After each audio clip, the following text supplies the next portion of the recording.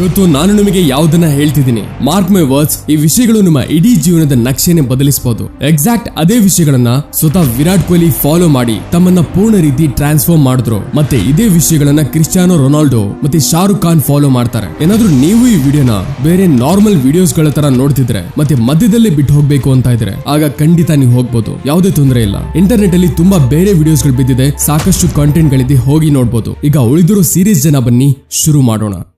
ನಿಮ್ಮ ಒಂದು ರೆಗ್ಯುಲರ್ ದಿನ ಹೇಗೆ ಹೋಗುತ್ತೆ? Let me guess. ನೀವು ಬೆಳಿಗ್ಗೆ ಎದ್ದ ತಕ್ಷಣ ನಿಮ್ಮ ಫೋನ್ ಎತ್ಕೊಂಡು ವಾಟ್ಸ್ಆಪ್ ಚೆಕ್ ಮಾಡಿದ್ರಿ, ಇನ್ಸ್ಟಾಗ್ರಾಮ್ ಚೆಕ್ ಮಾಡಿದ್ರಿ, ಇದರ ನಂತರ ಟಾಯ್ಲೆಟ್ ಹೋಗ್ತೀರಾ, ಸ್ನಾನ ಮಾಡ್ತೀರಾ, ಬಟ್ಟೆ ಹಾಕೊಂಡು ರೆಡಿ ಆಗ್ತೀರಾ, ಮತ್ತೆ ನಾಷ್ಟಾ ತಿಂಡಿ ಮಾಡಿ ಮನೆಯಿಂದ ಹೊರಡ್ತೀರಾ. ನೀವು ಅದೇ ರಸ್ತೆಯಲ್ಲಿ ನಡೀತೀರಾ, ನೀವು ಅದೇ ಸೇಮ್ ಜಾಗದಲ್ಲಿ ಹೋಗಿ ಅದೇ ಸೇಮ್ ಕೆಲಸ ಮಾಡ್ತೀರಾ, ಮತ್ತೆ ಅದೇ ಸೇಮ್ ಜನಗಳಿಗೆ ಭೇಟಿ ಆಗ್ತೀರಾ. ಅವರು ನಿಮ್ಮನ್ನ ಅದೇ ಸೇಮ್ ಫೀಲ್ ಮಾಡಿಸ್ತಾರೆ. ಕೆಲವು ಜನರಿಂದ ಬಚಾವ್ ಆಗ್ತೀರಾ, ಮತ್ತೆ ಕೆಲವು ಜನರ ಹತ್ರ ಕೂತ್ಕೋತೀರಾ. ನಿಮ್ಮ ಕೆಲಸ ಏನಿರುತ್ತೋ ಅದನ್ನ ಫಿನಿಶ್ ಮಾಡಿ ನೀವು ಅದೇ ಸೇಮ್ ರಸ್ತೆಯಿಂದ ವಾಪಸ್ ಮನೆಗೆ ಹೋಗ್ತೀರಾ.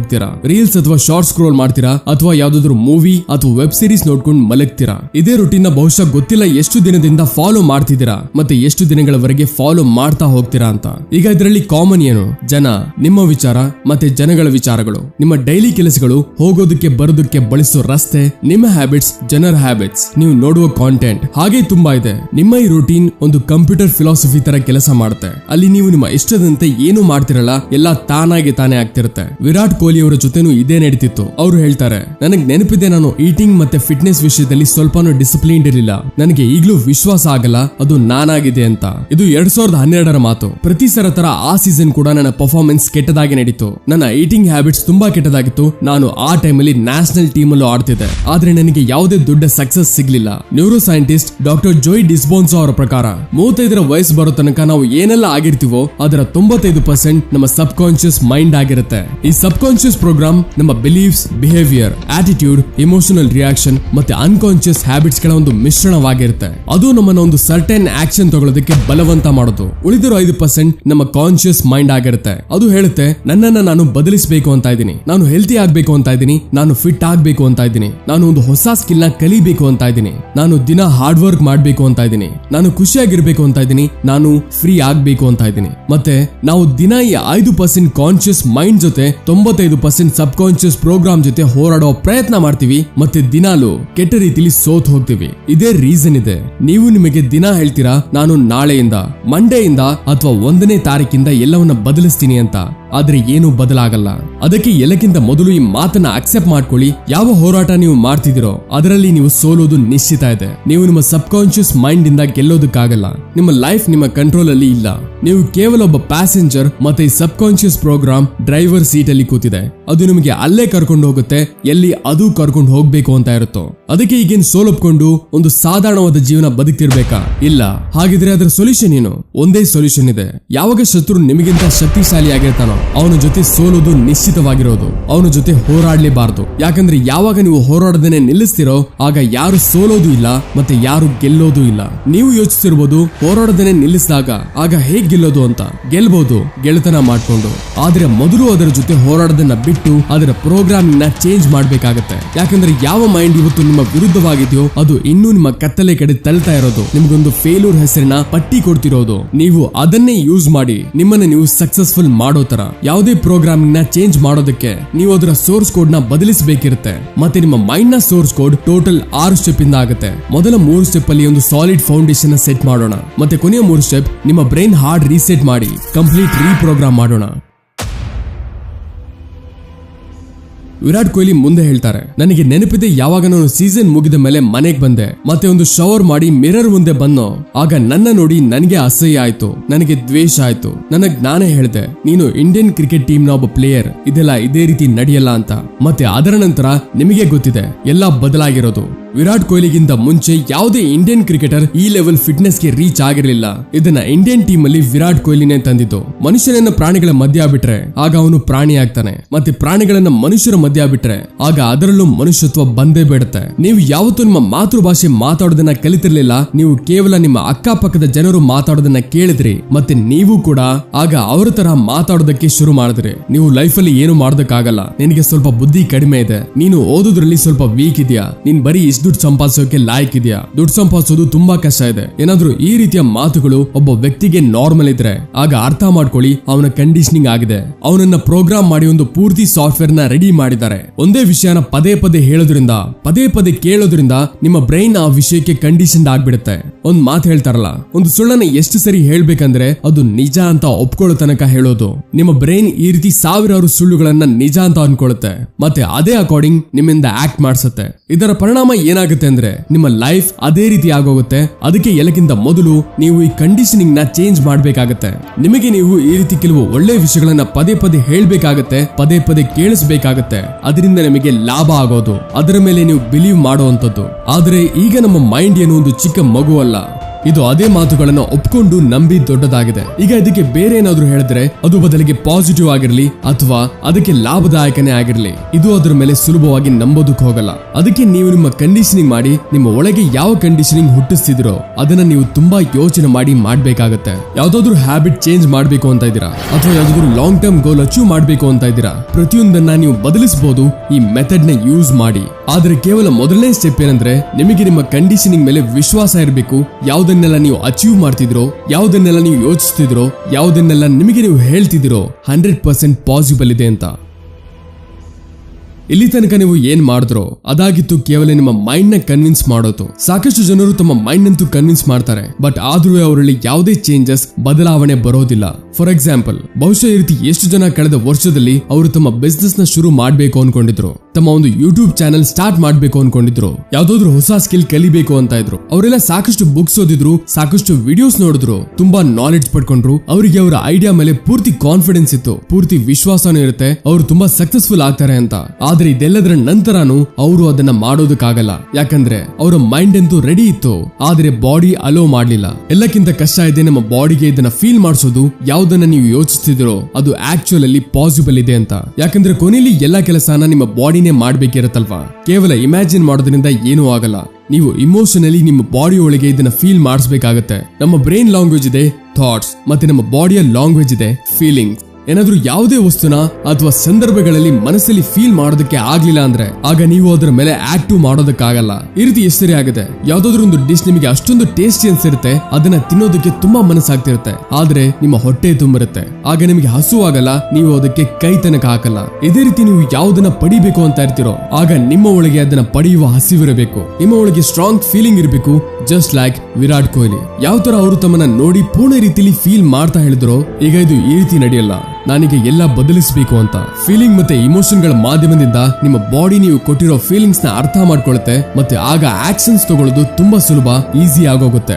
ಏನಾದ್ರೂ ನೀವು ನಿಮ್ಮ ವಿಷನ್ ಬಗ್ಗೆ ಏನು ಫೀಲ್ ಮಾಡೋದಕ್ಕೆ ಆಗ್ತಿಲ್ಲ ಅಂದ್ರೆ ಆಗ ಇದರ ಅರ್ಥ ನಿಮ್ಮ ಬಾಡಿ ನಿಮ್ಮ ಮೈಂಡ್ ಅಲ್ಲಿರೋ ಸಿಗ್ನಲ್ ಗಳನ್ನ ರಿಸೀವ್ ಮಾಡೋದಕ್ಕೆ ಆಗ್ತಿಲ್ಲ, ಮತ್ತೆ ಇದರ ಕಾರಣದಿಂದ ನೀವು ಆಕ್ಷನ್ಸ್ ತಗೊಳ್ಳೋದಿಲ್ಲ.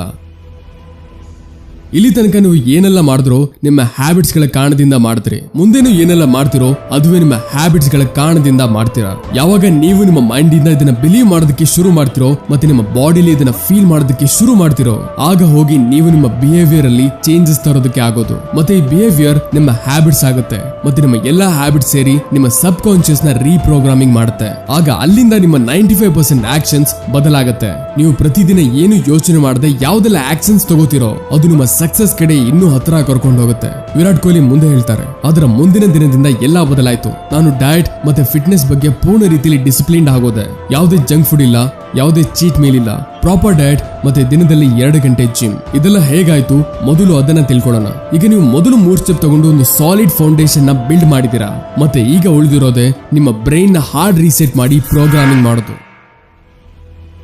ನಮ್ಮ ಲೈಫ್ ಅಲ್ಲಿ ಏನೆಲ್ಲ ಆಗುತ್ತೋ ಅದರ ರಿಯಾಕ್ಷನ್ ನಮ್ಮ ಸೆಲ್ಫ್ ಟಾಕ್ ಇಂದಾನೆ ಬರುತ್ತೆ. ಈಗ ನೀವು ಇದನ್ನ ನೆಗೆಟಿವ್ ಸೆಲ್ಫ್ ಟಾಕ್ ಅಂತ ತಿಳ್ಕೊಳ್ಳಿ ಅಥವಾ ಪಾಸಿಟಿವ್ ಸೆಲ್ಫ್ ಟಾಕ್. ನಮ್ಮ ಮೈಂಡ್ ಗೆ ಈ ರೀತಿ ಯಾವುದೇ ಪಾಸಿಟಿವ್ ಅಥವಾ ನೆಗೆಟಿವ್ ಸೆಲ್ಫ್ ಟಾಕ್ ಇರಲ್ಲ. ಇದು ಕೆಲವು ಈ ರೀತಿ ಮಾತುಗಳಿರುತ್ತೆ, ಅದನ್ನ ನಿಮ್ಮ ಮೈಂಡ್ ನಿಜ ಅಂತ ತಿಳ್ಕೊಂಡು ಕೂತಿರುತ್ತೆ. ಇದರಿಂದ ನಿಮಗೆ ಯಾವ ಲಾಭ ಆಗುತ್ತೆ, ಯಾವ ನಷ್ಟ ಆಗುತ್ತೆ ಅನ್ನೋದ್ರಿಂದ ನಿಮ್ಮ ಮೈಂಡ್ ಗೆ ಯಾವುದೇ ವ್ಯತ್ಯಾಸ ಬೀಳಲ್ಲ.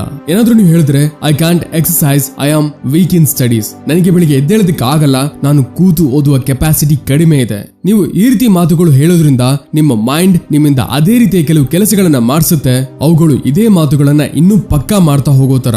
ಕೆಲವು ತಿಂಗಳ ಮುಂಚೆ ನಾನು ಈ ರೀತಿ ಯೋಚಿಸ್ತಿದ್ದೆ, ನನ್ನಿಂದ ಬೆಳಿಗ್ಗೆ ಎದ್ದೇಳೋದಕ್ಕೆ ಆಗ್ತಿಲ್ಲ ಅಂತ. ತಡರಾತ್ರಿ ತನಕ ಕೆಲಸ ಮಾಡೋದು, ಬೆಳಿಗ್ಗೆ ಲೇಟ್ ಆಗಿ ಹೇಳೋದು. ಆಗ ಅಲ್ಲಿ ತನಕ ನಾನು ಬೆಳಿಗ್ಗೆ 8 ಗಂಟೆಗೆ ಎದ್ದೇಳ್ತಿದ್ದೆ. ಮತ್ತೆ ಈಗ ನಾನು ಎದ್ದೇಳ್ತೀನಿ ಬೆಳಿಗ್ಗೆ 5 ಗಂಟೆಗೆ. ಅದು ತುಂಬಾ ಸುಲಭವಾಗಿ. ಹೇಗೆ? ಇದರ ಬಗ್ಗೆ ನಾವು ಮುಂದೆ ಮಾತಾಡೋಣ.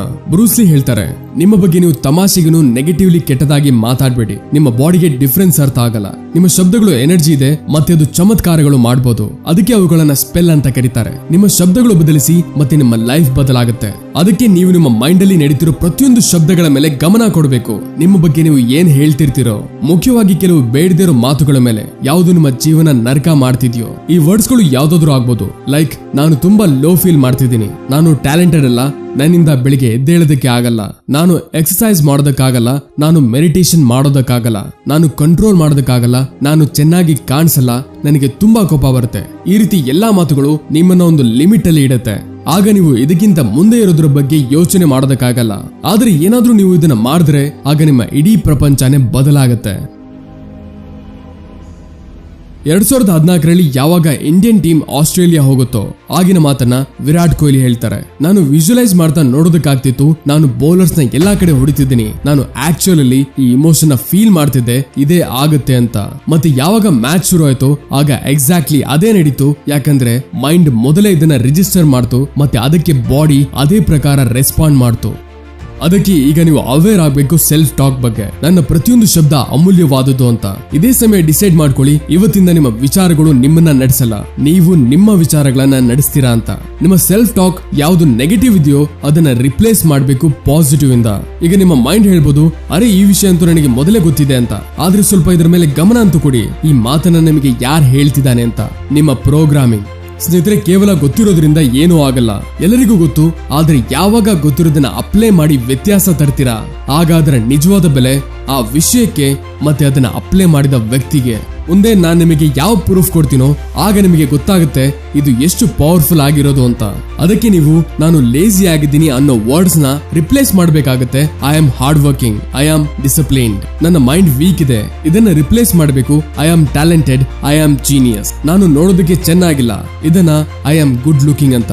ಐ ಆಮ್ ಡಿಪ್ರೆಸ್ಡ್ ಆಗುತ್ತೆ, I am happy, I am confident. ಆದ್ರೆ ನೀವು ಇದನ್ನ ಮೇಕ್ ಶೋರ್ ಮಾಡಬೇಕು. ನೀವು ನಿಮಗೋಸ್ಕರ ಯಾವ ಸೆಲ್ಫ್ ಟಾಕ್ ಅಫರ್ಮೇಷನ್ ಸೆಲೆಕ್ಟ್ ಮಾಡ್ತಿರೋ ಅದು ಅಷ್ಟೊಂದು ಬೇಸಿಕ್ ಆಗೂ ಇರಬಾರ್ದು, ಅದನ್ನ ನೀವು ಸೀರಿಯಸ್ ಆಗಿ ತಗೊಳ್ದೇ ಇರೋ ಹಾಗೆ. ಮತ್ತೆ ಅದು ಅಷ್ಟೊಂದು ಓವರ್ ಆಗೂ ಇರಬಾರ್ದು, ನೀವು ಅದ್ರ ಮೇಲೆ ವಿಶ್ವಾಸನೆ ಇಡೋದಕ್ಕೆ ಆಗದೆ ಇರೋಷ್ಟು. ಮತ್ತೆ ಇದನ್ನ ಹೇಳ್ಬೇಕಾದ್ರೆ ಬರೀಬೇಕಾದ್ರೆ ನಿಮ್ಮ ಒಳಗೆ ಒಂದು ಸ್ಟ್ರಾಂಗ್ ಫೀಲಿಂಗ್ ಡೆವಲಪ್ ಆಗ್ಬೇಕು. ನೀವು ಯಾವ್ದನ್ನ ಹೇಳ್ತಿದಿರೋ ಅದರ ಮೇಲೆ ಪೂರ್ತಿ ಫೀಲಿಂಗ್ ಜೊತೆ ಬಿಲೀವ್ ಮಾಡಿ. ಒಂದು ಟೈಮ್ ನ ಫಿಕ್ಸ್ ಮಾಡಿ. ಅಂದ್ರೆ ಬೆಳಿಗ್ಗೆ ಕೆಲಸ ಶುರು ಆಗೋದಕ್ಕಿಂತ ಮೊದಲು ಮತ್ತೆ ರಾತ್ರಿ ಮಲಗೋ ಸಮಯ ದಿನ 10-15 ನಿಮಿಷ ನೀವು ಬರೀಬೇಕು. ನೀವು ಅದನ್ನ ಹೇಳ್ಬೇಕು ಮತ್ತೆ ಅದನ್ನ ವಿಜುವಲೈಸ್ ಕೂಡ ಮಾಡ್ಬೇಕು. ನಿಮ್ಮ ಮೈಂಡ್ ಅಲ್ಲಿ ಈ ವಿಷಯಗಳು ನಡೀತಿರ್ಬೇಕು. ಯಾವ ತರ ನೀವು ಒಂದು ಮ್ಯೂಸಿಕ್ ನ ಪದೇ ಪದೇ ಕೇಳ್ತಿರೋ ಆಗ ಅದು ನಿಮ್ಮ ಮೈಂಡ್ ಅಲ್ಲಿ ತಗಲಾಕೊಳ್ಳುತ್ತೆ. ನಿಮ್ಗೆ ಇಷ್ಟ ಇಲ್ಲ ಅಂದ್ರೂ ನಡೀತಿರುತ್ತೆ, ಹೌದಲ್ವಾ?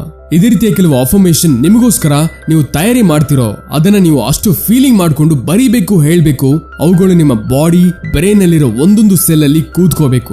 ಈಗ ನೋಡಿ ಇದು ಕೆಲಸ ಹೇಗ್ ಮಾಡುತ್ತೆ. ಯಾವ ತರ ನೀವು ಹೇಳ್ಬೇಕಾದ್ರೆ ಫೀಲ್ ಮಾಡ್ತಿರೋ like I am super confident, ಆಗ ನೋಡಿ ನೀವು ಒಂದು ಬೇರೆ ತರನೇ ನಡೆಯೋದಕ್ಕೆ ಶುರು ಮಾಡ್ತೀರಾ. ಬಾಡಿ ಅದೇ ಪ್ರಕಾರ ರೆಸ್ಪಾಂಡ್ ಮಾಡೋದಕ್ಕೆ ಶುರು ಮಾಡುತ್ತೆ. ಯಾವಾಗ ನೀವು ಹೇಳ್ತಿರೋ I am talented, I am genius, ಈಗ ನಿಮ್ಮ ಗಮನ ಬುಕ್ಸ್ ಅಥವಾ ಪಾಡ್ಕಾಸ್ಟ್ ಅಥವಾ ಈ ರೀತಿ ವಿಡಿಯೋಸ್ ಕಡೆ ಹೋಗೋದಕ್ಕೆ ಶುರು ಮಾಡುತ್ತೆ. ಅದು ನಿಮ್ಮನ್ನ ಇನ್ನೂ ಹೆಚ್ಚು ಇಂಟೆಲಿಜೆಂಟ್ ಮಾಡೋದು. ನೀವು ಆಗ ತುಂಬಾ ಚೆನ್ನಾಗಿ ಓದ್ತೀರಾ.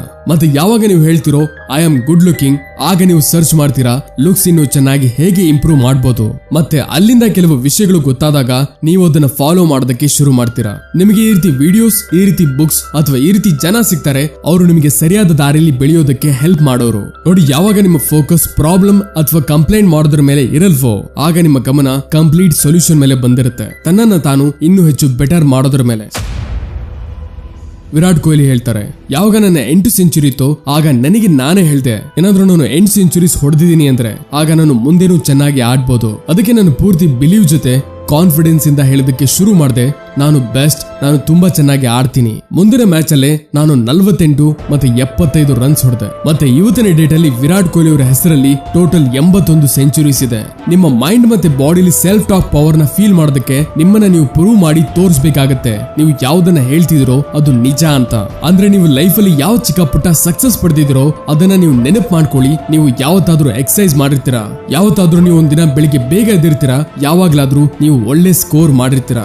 ನಿಮಗೆ ನೀವು ಭರವಸೆ ಕೊಡಿಸಿ ಏನಾದ್ರೂ ನಾನು ಪಾಸ್ಟ್ ಅಲ್ಲಿ ಸಕ್ಸಸ್ ಪಡೆದಿದ್ರೆ ಆಗ ನಾನು ಈ ಕೆಲಸನ ಮಾಡಬಹುದು. ಏನಾದ್ರೂ ನಿಮಗೆ ನೀವು ಐ ಆಮ್ ಡಿಸಿಪ್ಲಿನ್ ಅಂತ ಹೇಳ್ತಿದ್ರೆ ಆಗ ನಿಮಗೆ ನೀವು ವಿಶ್ವಾಸ ಕೊಡಿಸೋದಕ್ಕೆ ಈ ರೀತಿ ಆಕ್ಷನ್ಸ್ ತಗೋಬೇಕಾಗತ್ತೆ. ಅದರಿಂದ ಇದು ಸಾಬೀತಾಗೋ ರೀತಿ ಹೌದು ನೀವು ಡಿಸಿಪ್ಲಿನ್ ಇದ್ದೀರಾ ಅಂತ. ಚಿಕ್ಕ ಚಿಕ್ಕನೇ ಸರಿ, ಆದ್ರೆ ಆಕ್ಷನ್ಸ್ ತಗೊಳ್ಳಿ. ಚಿಕ್ಕ ಆಕ್ಷನ್ಸ್ ಗಳಿಂದ ಆ ಕೆಲಸಗಳನ್ನ ಮಾಡೋದು ಶುರು ಮಾಡಿ. ಯಾವ್ದನ್ನ ನೀವು ಇಲ್ಲಿ ತನಕ ತಳ್ತಾ ಬರ್ತಿದ್ರೋ ನಿಮ್ಮ ದೊಡ್ಡ ಗೋಲ್ ಅನ್ನ ಚಿಕ್ಕ ಚಿಕ್ಕ ಭಾಗಗಳಲ್ಲಿ ಡಿವೈಡ್ ಮಾಡಿ ಮತ್ತೆ ಆ ಚಿಕ್ಕ ಚಿಕ್ಕ ಗೋಲ್ಸ್ ನ ಪೂರ್ತಿ ಮಾಡಿ. ಲೈಕ್ ಏನಾದ್ರೂ ನೀವು ತುಂಬಾ ಸಮಯದ ತನಕ ಓದೋದಕ್ಕೆ ಆಗ್ತಿಲ್ಲ ಅಂದ್ರೆ ಆಗ 25 ನಿಮಿಷದ ಸ್ಟಡಿ ಸೆಷನ್ ಮಾಡಿ ಓದೋದು ಶುರು ಮಾಡಿ. ಯಾವ್ದು ನಿಮಗೆ ಸಕ್ಸಸ್ ರೀತಿಯ ಫೀಲಿಂಗ್ ಕೊಡುತ್ತೋ ಆ ರೀತಿ ಕೆಲಸ ಮಾಡೋದು ಶುರು ಮಾಡಿ. ಇದು ನಿಮ್ಮ ಹೊಸ ಸೆಲ್ಫ್ ಟಾಕ್ ನ ಫ್ಯೂಯಲ್ ಮಾಡುವ ಕೆಲಸ ಮಾಡುತ್ತೆ.